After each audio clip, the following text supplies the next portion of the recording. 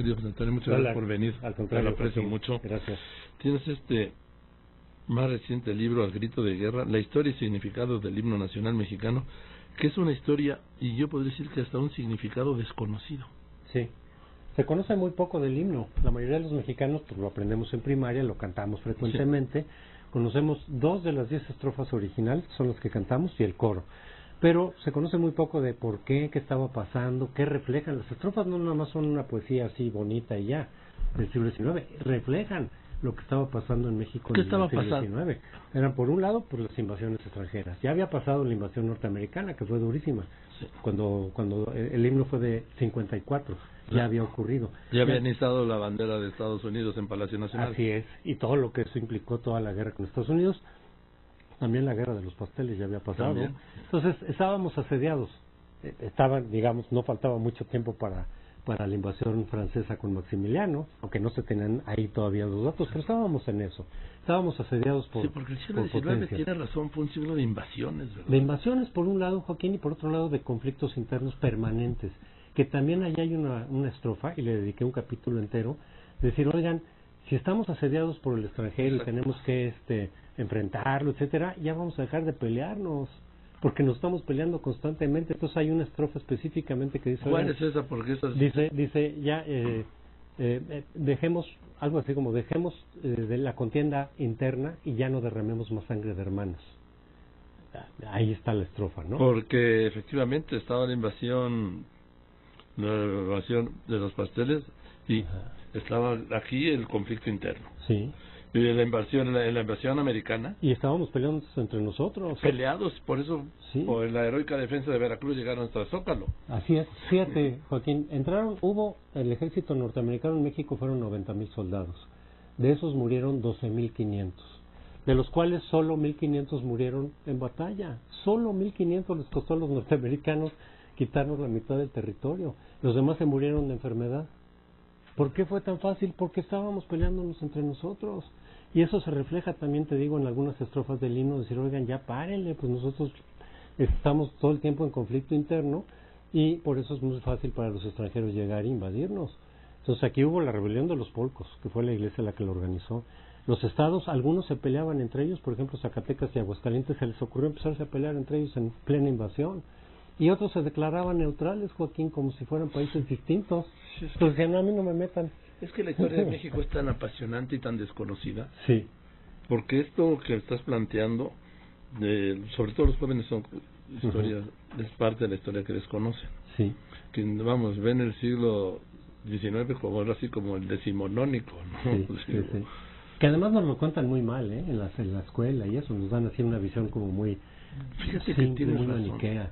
Pero es riquísimo el siglo XIX. Tienes razón, nos dan el siglo XIX es para... En la escuela en el siglo XIX lo único que existió fue la invasión de Estados Unidos. Y la pérdida del territorio. Sí. Juárez, y ya para algunos ya más avanzados, Juárez, la Reforma, Maximiliano, sí, el Imperio, pero y ya. Pero además contado muy maniqueamente, o sea, los buenos son buenos, y los malos son villanos irredentos, y no, es muy compleja la historia. Entonces sí nos las enseñan muy mal. Y fíjate, sobre el himno, algo que poca gente conoce, creo, pero ahí viene. Se hizo la convocatoria para el concurso del himno para celebrar los 25 años de que México le había ganado la guerra ya definitivamente a España. Años después de declarar la independencia, los españoles intentaron reconquistar México en 1829. Se organizó una parte del ejército y buena parte del pueblo mexicano para enfrentarlos y les ganamos. No fue el triunfo de una batalla, fue el triunfo de una guerra. Una guerra también desconocida. Y fíjate, ¿por qué una guerra de esa magnitud que logramos ganarle a España no se celebra? ¿Sabes cuándo ocurrió esa guerra? No. El 11 de septiembre de 1829. El 11 de septiembre no se celebra nada. ¿Por qué nos quitamos de la historia y de nuestros festejos cívicos esa guerra? No fue solamente una batalla como el 5 de mayo, fue ganar la guerra. Porque el general que estaba al mando de eso era Santana.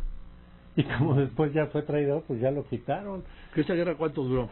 Duraron unos poquito, porque fue una expedición muy mal organizada, pero la ganamos los mexicanos de pies a cabeza, unas 3 semanas. Porque luego ya se derrotaron y se fueron los españoles para siempre. Esa es la guerra ignorada. Sí, ignorada, es la de Tampico. es la de Tampico 1829. A raíz de eso, digo, las cosas tienen su... Santana ya después pudo ser presidente, porque ahí se lo nombraron incluso benemérito en grado heroico de la patria, gracias a ese triunfo. Entonces, en ese momento él era un héroe, por eso. Y ahorita, ¿quién se acuerda de ese episodio? No, es que no se recuerda, es que se desconoce. Se borró completamente de la historia por haber sido Santana, pero a raíz de los 25 años de aniversario de ese episodio se convocó para el himno nacional. Porque antes pues, no había algún tipo de himno que se cantara o algo. Hubo muchísimos intentos de himnos, pero no se había oficializado. Había habido muchos intentos de himnos desde la Guerra de Independencia. Hay un canto por ahí dedicado a Hidalgo, un agente de Javier Mina, de los que vinieron, ¿sí?, hizo también un intento de himno, ahí lo pongo, ¿no?, algunas estrofas, y luego muchos intentos de himnos, pero hasta que no vino, y fíjate, y después de que vino el concurso, tampoco se reconoció luego este himno, ¿no? El que cantamos nosotros, no. Fíjate, una cosa que muy interesante, que también se conoce poco. El gobierno de Juárez, desde que cayó Maximiliano se adoptó este himno. ¿Ah, es Maximiliano? Maximiliano sí se cantaba este himno, el nuestro, el actual, pero Juárez no. Entonces, cuando cae Maximiliano, los años del gobierno de Juárez que quedan, antes de morir, hicieron un himno distinto que se llama Marcha Zaragoza, en honor al 5 de mayo. Y ese era el himno mexicano oficial, era el que se cantaba, no este. Fíjate que lo que nos estás contando, que es apasionante, de verdad es apasionante. El himno lo manda a hacer Santana. Hace que se cante Maximiliano. Lo elimina Juárez. Lo desconoce completamente. Sí, y hace su propio himno. Así. Y luego lo recupera Porfirio Díaz. Y ahí es donde ya. Y luego fíjate, es que resulta que el himno es, producto de los villanos oficiales de la historia. Sí, como la bandera, que es Iturbide. Claro. No es tan villano Iturbide, pero era conservador, era realista. Pero el himno es totalmente conservador, por eso los liberales lo desconocían. Constantemente decían, no, ese himno, decía Juárez, está hecho por un extranjero y un hijo de español, porque Bocanegra era también hijo de español. Sí. Y son conservadores, y además hizo bajo la presidencia de Santana. No tenemos nada que ver con ese himno. Entonces hizo su marcha de Zaragoza, y ese fue el himno durante el gobierno de Juárez.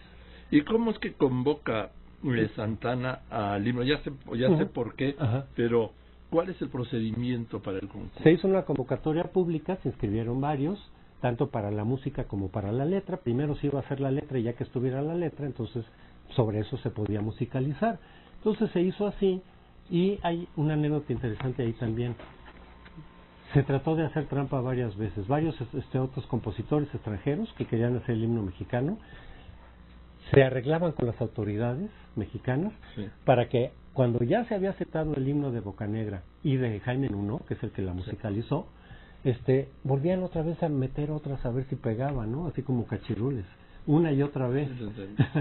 Entonces Jaime Nuno decía, pues que no, ya me declararon ganador, ya me dijeron que publicara, digamos, las partituras, y siguen metiendo concursantes. O sea, se trató de hacer trampas. Y el que ya lo institucionaliza es Porfirio Díaz. Sí, aunque se oficializa, fíjate, hasta el siglo XX. Hasta entrado el siglo XX, pero ya se cantaba desde Porfirio Díaz. ¿Y quién oficializó en el siglo XX? Ávila Camacho. Hasta no me digas, hasta los 40. Sí, pero fíjate que eso pasa con muchos himnos. El de Estados Unidos nació en 1812, en medio de la guerra contra Inglaterra, que perdieron, por cierto. Y sin embargo también hasta el siglo XX es cuando ya se oficializó. Bueno, España, el himno nacional de España no tiene letra. No tiene letra, es creo que el único.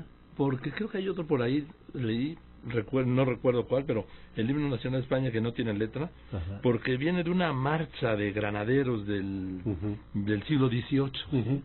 Así es. Y luego en un momento se consideró como la marcha real, y los republicanos no la aceptaban. Exacto. Sí. Eso ocurre muy frecuentemente, ¿no? Y luego se recupera. Sí, claro. Y eso ha pasado con muchos países donde un himno de pronto refleja un régimen, y cuando ese régimen se cae, pues cambian el himno o cambian la letra. Pasó con Rusia también. Rusia, cuando se acabó el comunismo, se quedaron con la música porque es muy bonita, pero le cambiaron la letra completamente porque hablaba del comunismo, de Lenin, de Stalin, ya no tenía nada que ver. Y Alemania. Sí, también a Alemania le cambiaron algunas cosas. Sí. El Deutschland over alles. Así es. También le cambiaron algunas cosas que se supone que reflejaban un poquito. Bueno, y los fascistas tuvieron su himno aparte, también en Italia, que no era el mismo de que habían tenido hasta entonces. O sea que de pronto muchas veces cuando hay cambio de régimen cambian el himno también, pero cuando se cae ese régimen... Sobre todo de regímenes totalitarios, ¿no? Sí, sí, desde luego. En algunos casos, sí. ¿no? Pero como este no se identificó ni con monarquía ni con república, pues podía prevalecer y prevalece hasta la fecha de hoy, pese a su origen conservador. Pero fíjate lo que estás diciendo, el himno se hace a convocatoria de Santana. Lo instaura, lo establece pues Maximiliano. Sí, porque cuando los liberales le ganaron a Santana, y Santana se tuvo que ir, ya en su última presidencia, desconocieron los liberales este himno, y luego Maximiliano lo recupera Maximiliano. Sí. Lo vuelven a desconocer Juárez, lo recupera Porfirio Díaz y se oficializa con Ávila Camacho, pues 100 años después. Sí, prácticamente, un poquito menos. Sí, casi 100 años después. Casi 100 años de que se había. Y otro dato interesante, le intentaron cambiar la letra. Ahorita hay debate, en estos años ha habido debates, es decir, cambiamos la letra porque ya no tiene nada que ver con México del siglo XXI. Es un debate que es más o menos recurrente.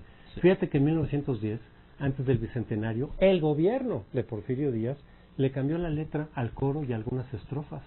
Ahí pongo el coro, por ahí aparece el coro que le cambiaron. Con un sentido más pacifista también, con esa idea de decir vamos a hacer más pacífico el himno, y se oficializó y así se cantó en esos años, y luego la gente lo repudió, la gente dijo no, pues nos quedamos con la letra que tenemos, ya nos acostumbramos. Y es que sí, es mexicanos al grito de guerra. Todo el himno es bélico, el acero aprestad y el bridón, y que el bridón es el caballo de guerra. Así es. Sí. Pero todo el himno, fíjate que allá también hago una comparación con himnos de América Latina, que tenemos historia en común, muchas cosas en común, y el nuestro es el más bélico.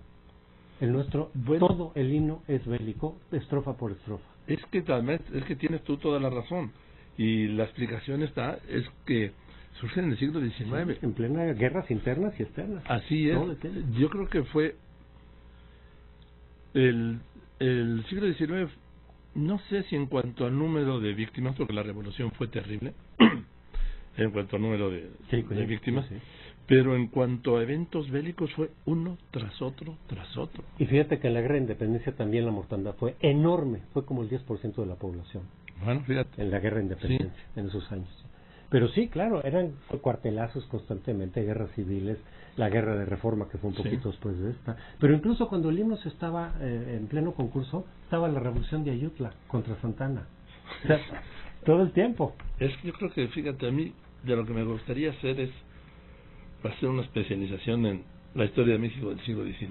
Es interesantísimo. Porque es tan interesante como desconocida. Sí.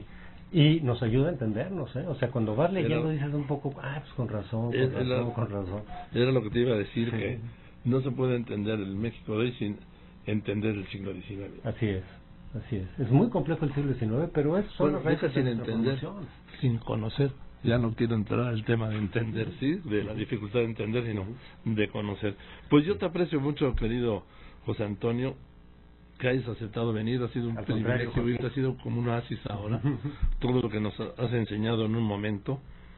Te quisiera pedir que regreses cuando tú puedas, para tener más tiempo para seguir hablando de la historia y significado del himno nacional mexicano, que es una historia y un significado desconocido, como desconocida es la gran mayoría, la gran parte de la historia de México. Así es, Joaquín.